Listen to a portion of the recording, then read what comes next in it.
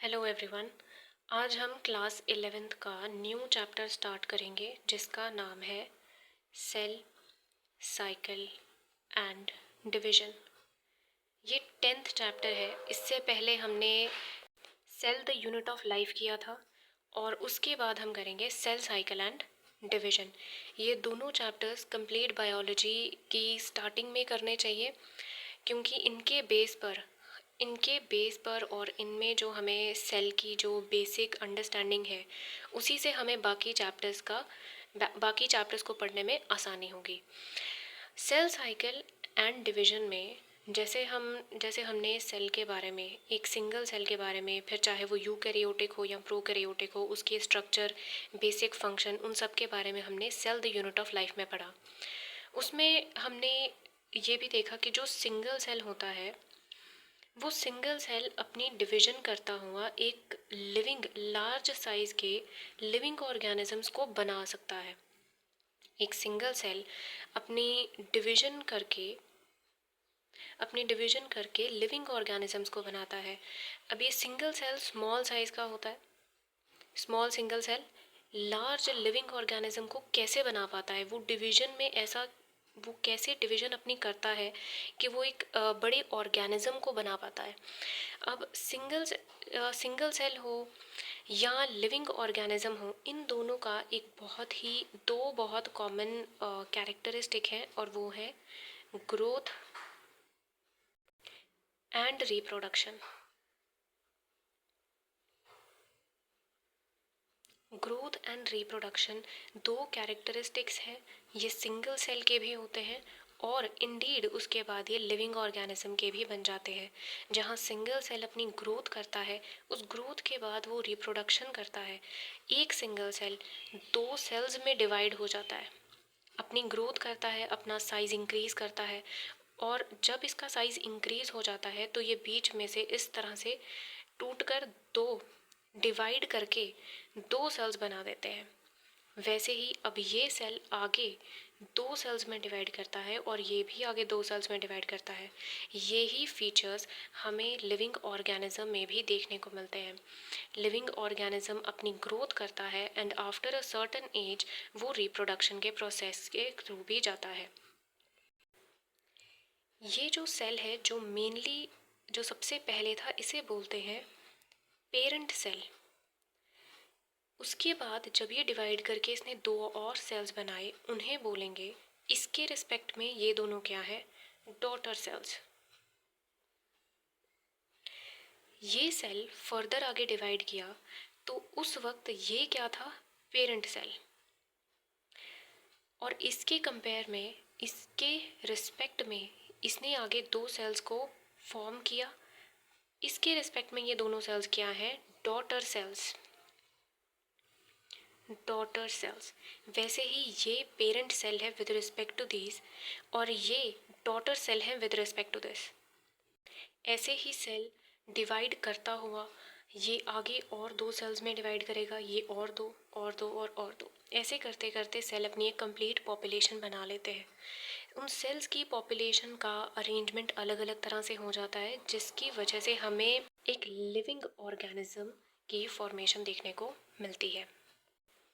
अब ऐसा इस डिवीजन में ये जो सेल है, ये जो पेरेंट सेल है, ये कौन से प्रोसेसेस के थ्रू होकर निकलता है, क्या प्रोसेसेस होते हैं इसमें कि ये दो सेल्स में आगे डिवाइड कर जाता है, उस चीज़ को बोलते हैं सेल डिवीजन। इसे बोलते हैं सेल डिवीजन।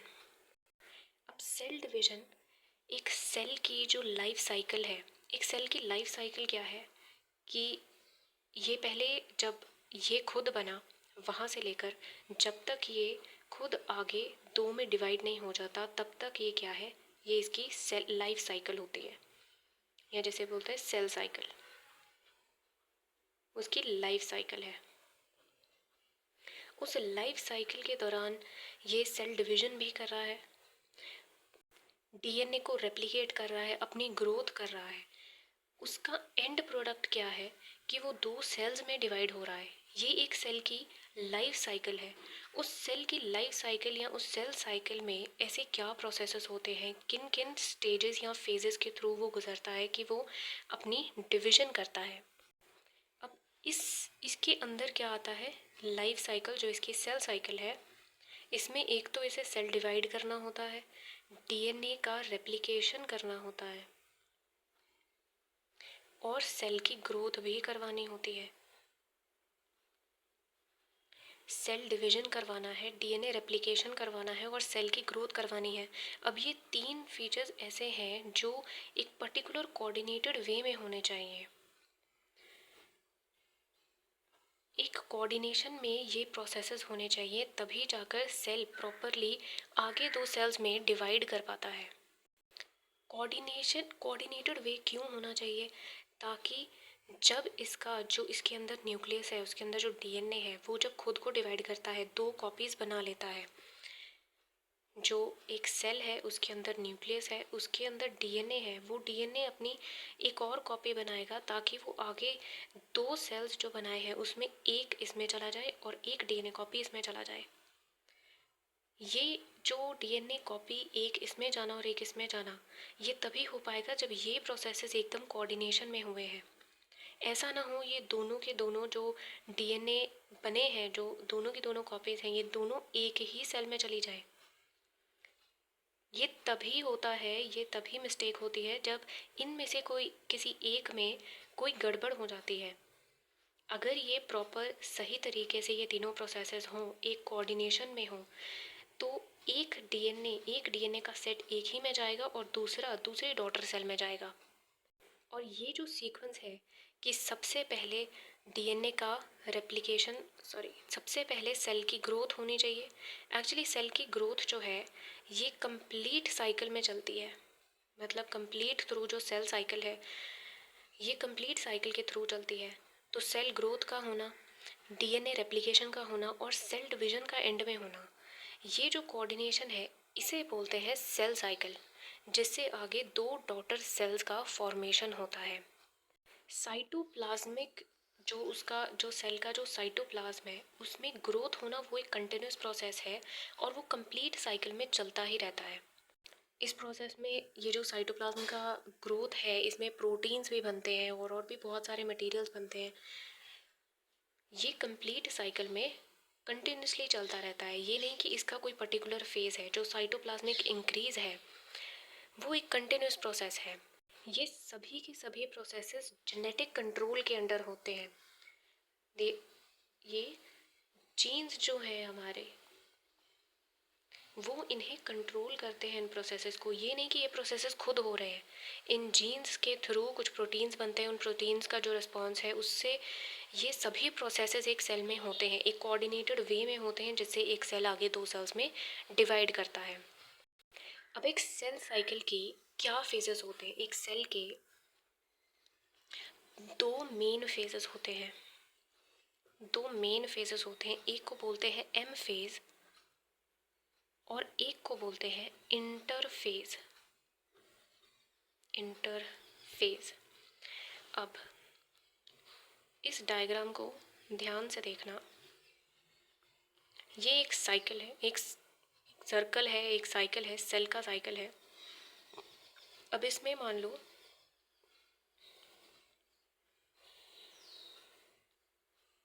एक पार्ट ये है, एक पार्ट ये है और एक है ये। इसके अंदर और भी फेजेस हैं।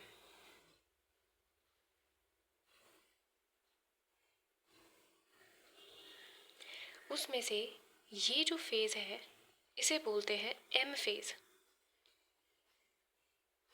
एम फेज़ क्या है, इनकी डिटेल्स अब हम करें।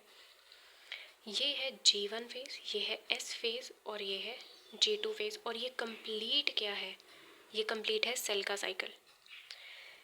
ये जो एम फेज़ होता है ये मेन सेल डिवीजन का फेज़ होता है, जहाँ पर एक्चुअल में सेल डिवाइड कर रहा है। एक सेल 2 सेल्स आगे बना रहा है। एम का यहाँ पर मतलब है माइटोसिस, कि इसे माइटोसिस फेज़ भी कहते हैं।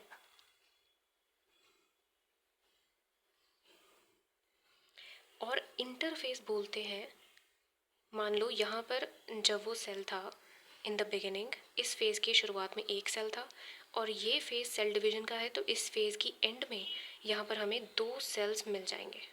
तो इस तरह से यहाँ पर 2 सेल्स बना दिए गए।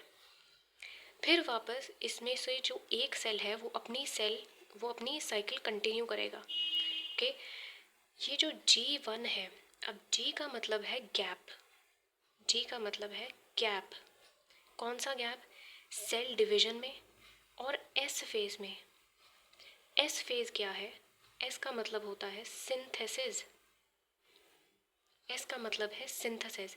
यहाँ पर होती है डीएनए की रेप्लिकेशन। सेल की डिवीजन और डीएनए के डिवीजन, इन दोनों के बीच में अब देखना, सेल जो साइकिल है वो इस तरह से चलता है, इस तरफ को, और इसी तरफ को हम अपने फेजेस को मार्क करेंगे मतलब जब पूछा जाए सेल डिवीजन और डीएनए की रेप्लिकेशन के बीच में कौन सा फेज़ आता है, तो सेल डिवीजन से चलते हुए डीएनए की तरफ आता है G1 फेज़। अगर पूछा जाए डीएनए रेप्लिकेशन और सेल डिवीजन के बीच में कौन सा फेज़ आता है, तो क्योंकि हमारे चलने का तरीका इस तरफ होना चाहिए तो हम इस तरफ से चलेंगे। इसे आगे कंटिन्यू करते हुए एस फेज़ यानी कि डीएनए की तरफ से सेल डिवीजन के फेज़ के बीच में आता है G2 फेज़। ये है गैप 2 फेज़। इस तरह से हमेशा इसी फॉर्मेट में हमको घूमना है, क्योंकि सेल का जो साइकिल है वो इसी फॉर्मेट में चलता है। जो एम फेज़ है इसे माइटोसिस फेज़ कहते हैं या सेल डिवीजन का फेज़ कहते हैं, और इस दौरान न्यूक्लियर डिवीजन भी होती है, न्यूक्लियर डिवीजन। वाइल जो इंटरफेज है, अब ये कौन सा फेज़ है? एम फेज़ तो हमने जान लिया जब एक्चुअली सेल डिवीजन हो रही है। इंटरफेज होता है ये पीरियड। इंटरफेज यूजुअली इसे बोलते हैं रेस्टिंग फेज,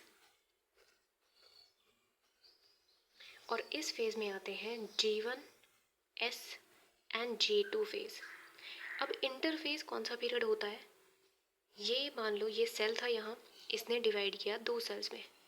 अब ये आगे सेल अपनी सेल साइकिल कंटिन्यू करेगा, यानी कि ये एक डिवीजन से होकर आया है। अपनी अगली डिवीजन पर पहुंचने तक ये सेल जिन फेजेस के थ्रू जाएगा उस फेज को बोलते हैं इंटरफेज, यानी कि 2 डिविजन्स के बीच की फेज को बोलते हैं इंटरफेज। क्योंकि हम इसी तरफ जाएंगे तो एक डिवीजन करके आया है, एक डिवीजन आगे करनी है। इस बीच में जो हमारे जो फेज आता है उसे बोलते हैं इंटरफेज, और इंटरफेज में G1, S and G2 phase आता है। अब इंटरफेज में होती है सेल ग्रोथ। G1, G2 जो सेल ग्रोथ है वो G1, G2 दोनों में या कंटिन्यूसली जो है वो पूरे सेल साइकिल में चलती रहती है। और आता है हमारा डीएनए की रेप्लिकेशन आती है। अब अगर हम एक एक फेज को देखें तो इसमें हम आते हैं G1 फेज। ओके, G1 और we can say gap 1 phase. Gap 1 phase जो होता है ये माइटोसिस और सिंथेसिस ऑफ डीएनए या डीएनए रेप्लिकेशन के बीच का फेज होता है, between M phase and S phase. M phase और एस फेज, ये एम फेज है, ये कंप्लीट इंटरफेज है। उस इंटरफेज में से जो सिंथेसिस फेज है, इन दोनों के बीच के फेज को बोलते हैं G1 फेज। इस दौरान जो G1 फेज है, इस दौरान क्या होता है, जो सेल जो है इसकी मेटाबॉलिक एक्टिविटी, या यूँ कह लो कि सेल के अंदर जो केमिकल रिएक्शंस है वो ज़्यादा होने लगते हैं। प्रोटीन्स की सिंथेसिस, प्रोटीन्स की नहीं, जो सेल ग्रोथ है वो ज़्यादा होने लगती है। एक्टिव मेटाबॉलिज्म हो जाता है, एक्टिव मेटाबॉलिकली, यानी कि और रिएक्शंस हो रहे हैं, सेल अपनी ग्रोथ कर रहा है, सेल का साइज इंक्रीज हो रहा है।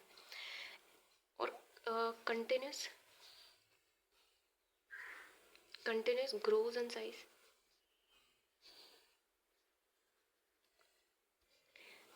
but does not replicate DNA।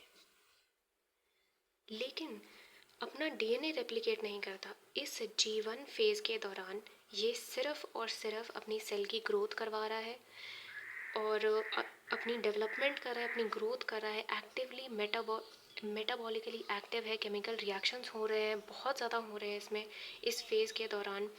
इस फेज़ के दौरान इसमें एंजाइम्स का सिंथेसिस हो रहा है क्योंकि मेटाबॉलिकली एक्टिव है, तो यानी कि एंजाइम्स बन रहे हैं, एंजाइम्स का यूज़ हो रहा है, सिंथेसिस ऑफ एंजाइम्स हो रहा है। जैसे और क्या हो सकता है, आरएनए है, न्यूक्लियोटाइड्स हैं, उन सब का बनाना एट्सेट्रा। ये सारी चीज़ें जीवन फेज में हो रही हैं। बेसिकली सेल अगर छोटू सा था तो सेल का साइज बड़ा हो रहा है इस फेज में, G1 फेज में। वहीं जब हम आते हैं सिंथेसिस फेज में,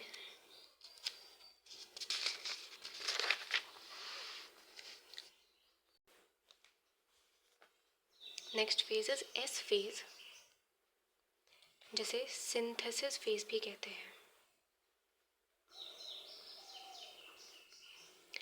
इस दौरान होती है डीएनए रेप्लिकेशन। डीएनए रेप्लिकेशन, अब ये डीएनए रेप्लिकेशन, ये दो स्टेटमेंट्स मैं यहाँ पर लिखूँगी जिसमें मेजर हमें डिफरेंस समझ में आएगा कि एक होता है once cell enters into S phase,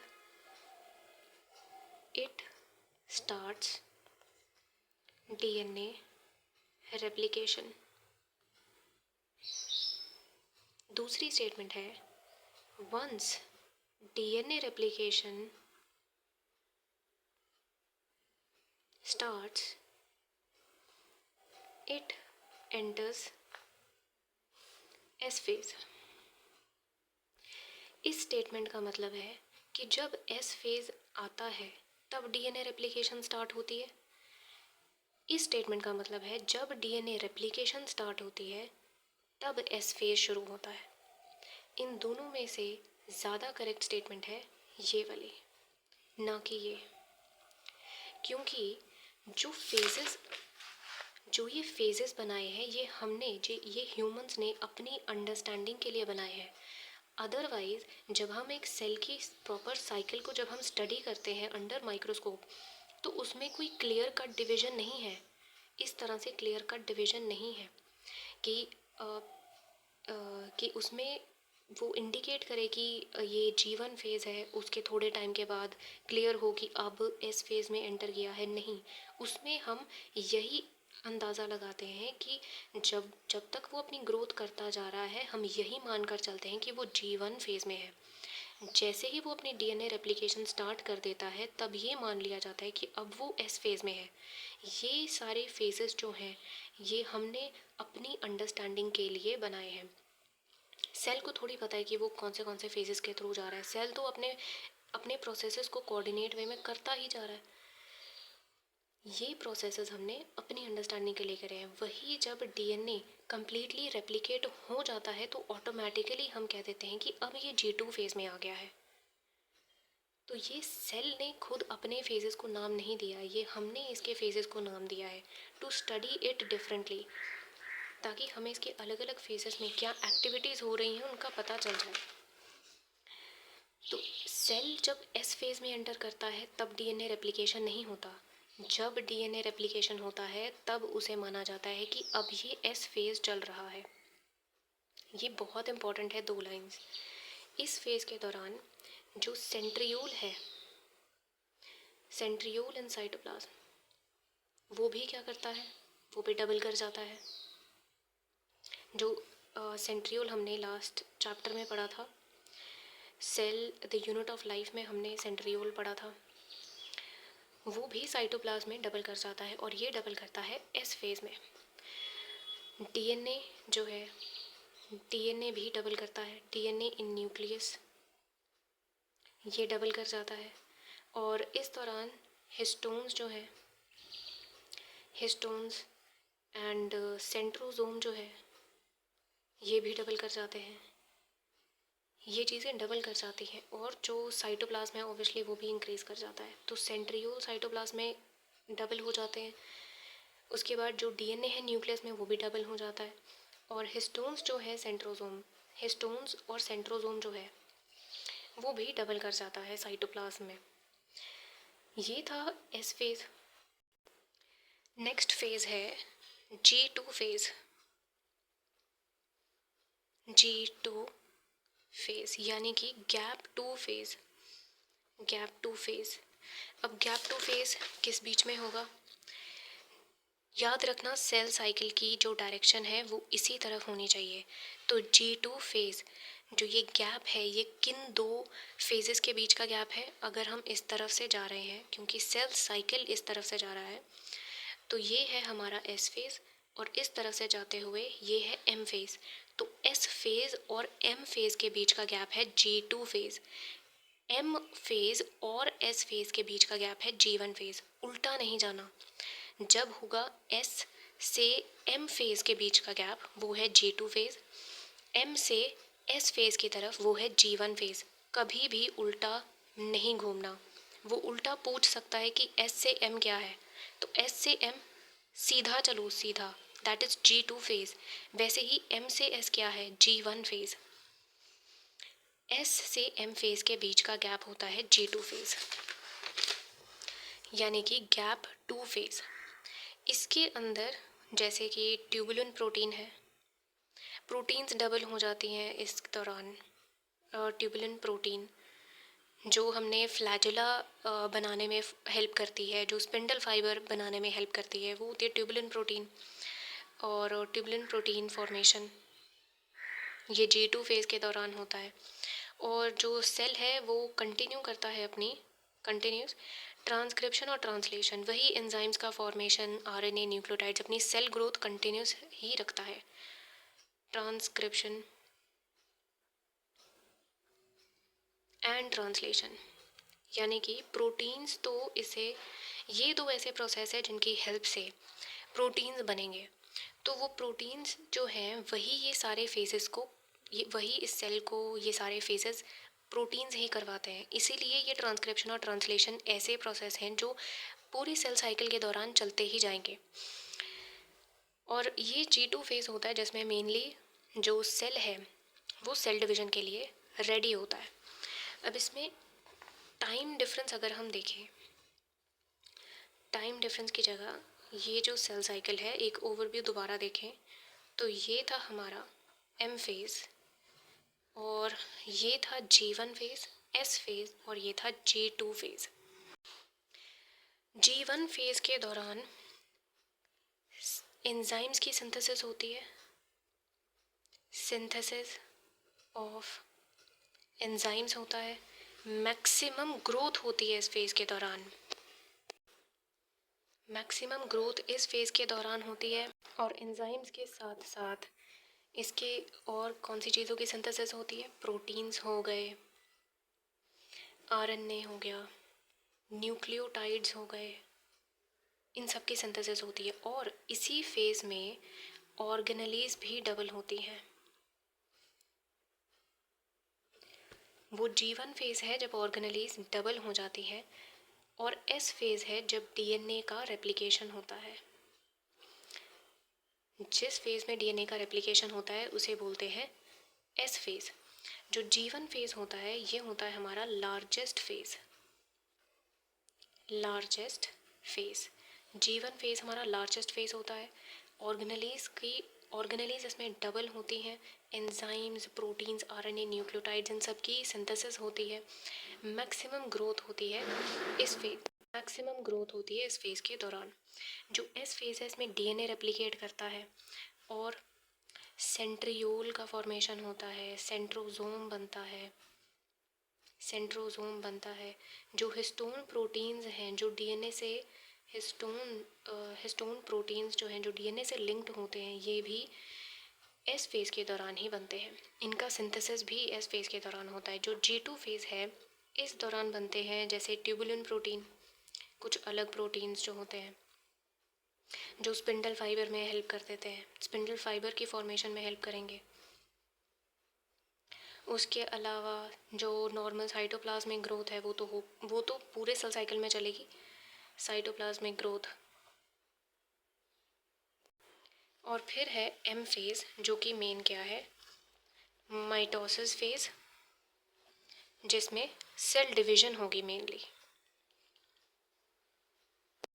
जो ये फेजेस हैं, इसमें अगर हम टाइम वेरिएशन देखें तो G1 फेज़ सबसे ज़्यादा टाइम लेता है, फिर S फेज़, फिर G2 फेज़ और एंड में M फेज़। M फेज़ में आगे हम 4 फेजेस और पढ़ेंगे। M फेज़ के अंदर जब सेल एक्चुअली डिवाइड करता है, उसमें हम 4 फेजेस और पढ़ेंगे। तो उन 4 फेजेस को भी हम यहाँ पर लिख देते हैं, लेकिन इन्हें हम नेक्स्ट क्लासेस में कवर अप ज़रूर करेंगे। ये होता है प्रोफेज़, जैसे मैं P से लिख रही हूँ। फिर आता है मेटाफेज़, मेटाफेज़ के बाद आता है टीलोफेज़ और फिर आता है एनाफेज़। ये इनकी सीक्वेंस नहीं है, ये टाइम का वेरिएशन है। इस सीक्वेंस में सेल डिवाइड नहीं करता, ये इनका टाइम का वेरिएशन दिया है कि किसे सबसे ज़्यादा टाइम लगता है और किसे सबसे कम टाइम लगता है। ये हमेशा याद रखना, ये इनका कोऑर्डिनेटेड वे नहीं है, ये इनका सीक्वेंस नहीं है सेल डिवीज़न का।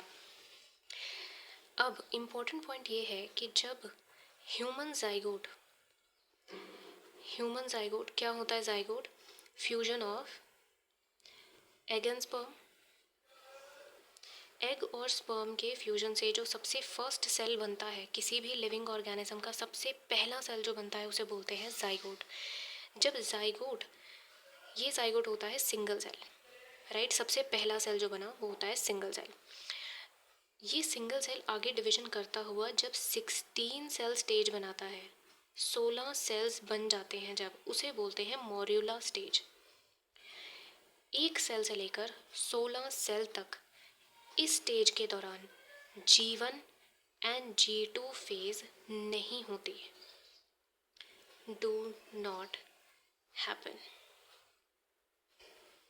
ह्यूमन जाइगोट में एक सेल से लेकर 16 सेल तक G1 और G2 फेज नहीं होती, क्योंकि ये बहुत जल्दी डिवाइड करते हैं सेल्स और G1 और G2 फेज को स्किप करके सीधा DNA की सिंथेसिस करते हैं और M फेज करते हैं।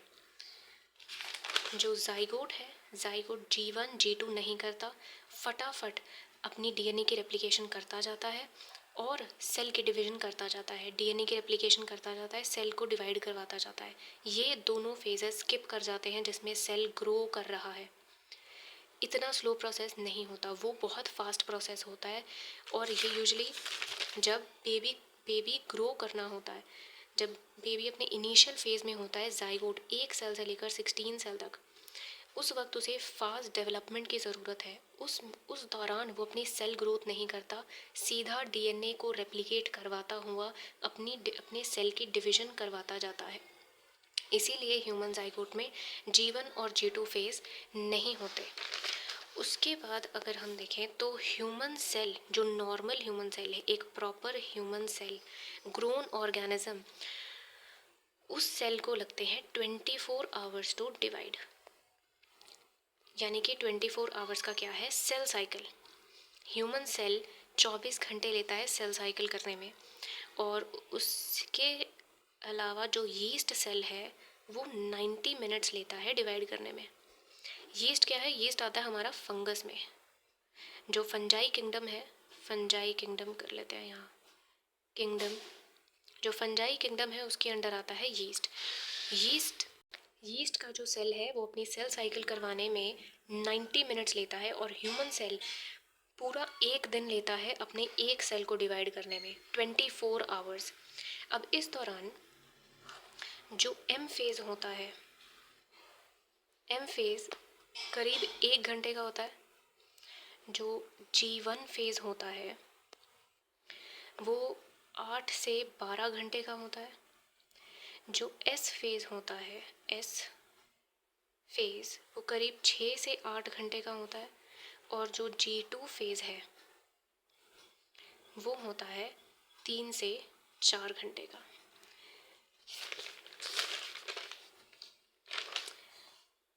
एम फेज़ 1 घंटे का होता है। G1 फेज़ 8 से 12 घंटे का होता है। 8 से 12 घंटे यानी कि मेजर पोर्शन G1 ने लिया, ये होगा करीब 33 से 45% of the total sale cycle time. सिर्फ उसकी टाइम की बात कर रही हूँ। और 6 to 8 आवर्स हो गया लगभग 25%। और जो हमारा ये 3 to 4 आवर्स हैं ये करीब हो गया 15%। अब अगर हम ध्यान से देखें तो जो एम फेज़ है वो 1 घंटे का है, और जो हमने टाइम वेरिएशन पढ़ा था उसे अगर हम लिखें G1 S G2 और M, G1 S G2 और M, ये टाइम वेरिएशन है, टाइम वेरिएशन। ओके, अब देखा जाए तो G1 S और G2 ये तीनों क्या होते हैं, इंटरफेज। ये इंटरफेज होते हैं। और एम फेज जो होता है ये एक्चुअल सेल डिवीजन का फेज होता है। ये तीनों जो है 8 से 12 घंटे, 6 से 8 घंटे, ये तो मेजर सेल साइकिल को कवर कर रहे हैं। यानी कि interphase 95% of the time cell interphase में होता है, और 1 घंटा यानी कि 24 घंटे में से सिर्फ 1 घंटा ही वो सेल डिवीजन में लगाता है। तो सेल डिवीजन का टाइम सबसे कम हुआ ना, इसीलिए ये लास्ट में है। ये टाइम वेरिएशन है, ये टाइम वेरिएशन बताया गया है। G1 को 8 से 12 घंटे लगते हैं, इसको सबसे ज़्यादा टाइम लगता है। फिर आता है S फेज़ जिसे 6 से 8 घंटे लगते हैं, बिल्कुल ठीक। और G2 फेज़ जिसे 3 से 4 घंटे लगते हैं और कम। और M फेज़ जिसे सिर्फ 1 घंटा लग रहा है। तो इसका टाइम वेरिएशन इस तरह से। अब एक बहुत इम्पॉर्टेंट फेज़ है जिसे बोलते हैं G0 फेज़। अब G0 फेज़ क्या है, कुछ नहीं, जब सेल G1 फेज़ में होता है, जब सेल डिवाइड कर गया, ठीक है, यहाँ पर एक सेल था, सेल डिवीजन के बाद 2 सेल्स बन गए। इसमें से जो एक सेल है ये आगे जो G1 है जिसमें मेटाबॉलिक एक्टिविटी बढ़ती है, सेल का साइज़ बढ़ता है, सेल की ग्रोथ होती है, उस प्रोसेस में जाने की बजाय ये एक ऐसे प्रोसेस में चला जाता है जिसे G0 फेज़ बोलते हैं, जिस दौरान ये सेल अपने नॉर्मल फंक्शन तो कर रहा है लेकिन अपनी ग्रोथ नहीं कर रहा। इसे नहीं करनी ग्रोथ, कोई ग्रोथ नहीं कर रहा, कोई डीएनए को रेप्लिकेट नहीं कर रहा। ये बस अब परमानेंट हो गया है कि मैं इतना ही रहूँगा, इतना ही साइज़ है मेरा, मैं इतना ही काम कर सकता हूँ, मैं इतना ही काम करूँगा। इस प्रोसेस, इस स्टेज को बोलते हैं G0 फेज़, कि सेल अब इस फेज़ में जा चुका है, अब इसमें कोई ग्रोथ नहीं होगी। यानी कि जो G0 फेज़ है इसमें क्या होता है, नो सेल डिवीज़न, कोई सेल की डिवीज़न नहीं होती, नो सेल ग्रोथ, कोई सेल की ग्रोथ नहीं होती, नो डीएनए रेप्लिकेशन, डीएनए की रेप्लिकेशन भी नहीं करवाता, बस जितना है जैसा है ये वैसा का वैसा ही रहना चाहता है। जो ये वैसा का वैसा ही रहना चाहता है। सेल जो है वो प्रोलिफरेट नहीं कर रहा, सेल इज़ नॉट प्रोलिफरेटिंग, वो आगे बढ़ने का नहीं सोच रहा। सेल इज़ नॉट प्रोलिफरेटिंग, वो आगे बढ़ने का, अपने आप को डिवाइड करने का, अपनी ग्रोथ करवाने के बारे में नहीं सोच रहा। तो वो मेटाबॉलिकली एक्टिव है, डेड नहीं हुआ है, वो डेड नहीं हुआ है। दो मेटाबॉलिकली एक्टिव, भले ही वो मेटाबॉलिकली एक्टिव है लेकिन वो खुद को प्रोलिफरेट नहीं करवाना चाहता, वो खुद को बड़ा नहीं करना चाहता, वो खुद को डिवाइड नहीं करवाना चाहता, ना डीएनए की रेप्लिकेशन करवाना चाहता है। अब ऐसे कुछ सेल्स कौन से होते हैं, एग्जाम्पल्स क्या हैं ऐसे सेल्स की, जैसे कि न्यूरॉन्स। न्यूरॉन्स होते हैं cells of nervous system. Neurons are the basic unit of nervous system. Neurons जो होते हैं ये कभी डिवाइड नहीं करते, नेवर डिवाइड, कभी डिवाइड नहीं करते।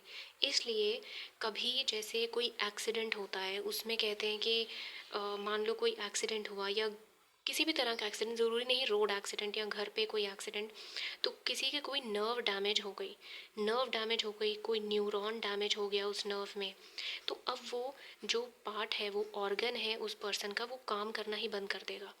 अब अगर ये न्यूरॉन्स डिवाइड कर सकते तो वो दोबारा ठीक हो जाता, उसका जो पार्ट है, उसका ऑर्गन है, वो दोबारा ठीक हो जाता और पर्सन दोबारा उस चीज़ को काम पर लगा सकता था। लेकिन कुछ ये जो न्यूरॉन्स के जो एक्सीडेंट होते हैं, ये जो फंक्शन करना बंद कर देते हैं, तो ये दोबारा वो चीज़ ठीक नहीं हो पाती। सेल जो है अपनी ग्रोथ को छोड़कर जिस फेज़ में घुसता है उसे बोलते हैं जी नॉट फेज़, और वो होता है, उसका एग्जाम्पल क्या है, न्यूरॉन्स उसका एग्जाम्पल है। और दूसरा एग्जाम्पल है इसका हार्ट सेल्स। न्यूरॉन्स कभी डिवाइड नहीं करते, जो हार्ट सेल्स होते हैं वो भी कभी डिवाइड नहीं करते। तभी हमने शायद कभी सुना होगा कि हमारे हार्ट का साइज़ जितना हमारे बर्थ के टाइम पर होता है, उतना ही साइज़ उसके हमारे डेथ के टाइम पर भी उसका साइज़ उतना ही होता है। तो न्यूरॉन्स का जो न्यूरॉन्स हैं और जो हार्ट सेल्स हैं, ये कभी भी डिवाइड नहीं करते, ये कभी अपनी ग्रोथ नहीं करवाते। अपनी ग्रोथ को रोककर सेल साइकिल को एग्जिट कर लेते हैं और सिर्फ अपनी नॉर्मल फंक्शनिंग को चालू रखते हैं। जो मेटाबॉलिकली एक्टिव है, अपने नॉर्मल एंजाइम्स बना रहे हैं, प्रोटीन्स बना रहे हैं, अपना नॉर्मल फंक्शन कर रहे हैं, लेकिन किसी तरह की डिवीज़न की तरफ ये नहीं जा रहे। अब जो सेल डिवीज़न होती है, ये या तो सेल खुद करता है या किसी की हेल्प से करता है। माइटोजेंस क्या होते हैं? माइटोजेंस एनी एजेंट और substance that stimulate cell division is called माइटोजन क्या होते हैं? एक तो सेल खुद डिसीजन ले ले कि उसको डिवाइड करना है, या सेल मान लो सेल को अभी डिवाइड नहीं करना सेल को, लेकिन सेल के आसपास कुछ ऐसे सब्सटेंसेस पड़ गए, या सेल के अंदर कुछ ऐसे सब्सटेंसेस हमने डाल दिए, आर्टिफिशियली डाल दिए, बाहर से डाल दिए, या उसकी सराउंडिंग में कुछ ऐसे सब्सटेंसेस आ गए जिसकी वजह से वो अब सेल डिवीज़न के लिए रेडी है, अब वो सेल डिवीज़न करेगा। तो ऐसी जो सब्सटेंसेस या ऐसे जो एजेंट हैं जो सेल को डिवाइड करने पे मजबूर कर देते हैं, वो होते हैं माइटोजेंस। एक तो सेल खुद डिवाइड कर जाए तो ठीक, या फिर कुछ ऐसे सब्सटेंसेस की प्रेजेंस में वो डिवीजन कर लेता है, उन्हें बोलते हैं माइटोजेंस। अब इसके एग्जांपल्स हैं, जैसे टेम्परेचर में कभी चेंज आ जाए तो सेल कभी डिवाइड कर जाता है। फिर उसके बाद साइटोकाइनिन एक ऐसा सब्सटेंस है जिसकी प्रेजेंस में सेल डिवाइड कर जाता है। ऑक्सिन है, ये सभी क्या है? Cytokinin, auxin, gibberellin. Cytokinin, auxin, gibberellin, ये क्या है? प्लांट ग्रोथ हार्मोन्स हैं। ये तीनों क्या है? हार्मोन्स क्या है? और जैसे इंसुलिन या स्टेरॉइड्स, किसी भी स्टेरॉइड की प्रेजेंस में जो सेल है वो डिवाइड कर जाता है। टेम्परेचर मान लो पहले कोल्ड टेम्परेचर था तो सेल ने डिवाइड करना बंद कर दिया था, टेम्परेचर में चेंज आया, टेम्परेचर इंक्रीज़ हुआ, तो अब टेम्परेचर की वजह से सेल डिवाइड कर रहा है। साइटोकाइनिन, ऑक्सिन, जिब्रेलिन, ये प्लांट ग्रोथ हार्मोन्स है। इनकी प्रेजेंस में सेल को पहले डिवाइड नहीं करना था, लेकिन इनके प्रेजेंस में सेल अब डिवाइड कर रहा है। इंसुलिन जो है ह्यूमन हार्मोन है, इसकी प्रेजेंस में डिवाइड कर रहा है। स्टेरॉइड्स है, स्टेरॉइड्स की प्रेजेंस में वो डिवाइड कर सकता है। तो इन सब्सटेंसेस को जो सेल डिवीजन इंड्यूस कर देते हैं, इन्हें बोलते हैं माइटोजेंस। अब हमने यहाँ तक एक बेसिक ओवरव्यू लिया है इस चैप्टर का, कि इस चैप्टर में एक तो सेल की डिवीजन के बारे में हम पढ़ेंगे, वो कौन से फेजेस के थ्रू जा रहा है, उनका हमने ओवरव्यू देख लिया। जो एम फेज़ है, इसके हम डिटेल में आगे पढ़ेंगे कि एम फेज़ में वो 4 फेजेस ऐसे कौन से हैं जिनको डिटेल में हमने आगे पढ़ना है। एस फेज़ के बारे में पढ़े हम, G2 फेज़ के बारे में हमने देखा कि उस दौरान क्या होता है। टाइम वेरिएशन लिया कि किस में सबसे ज़्यादा टाइम लगता है, किस में सबसे कम टाइम लगता है।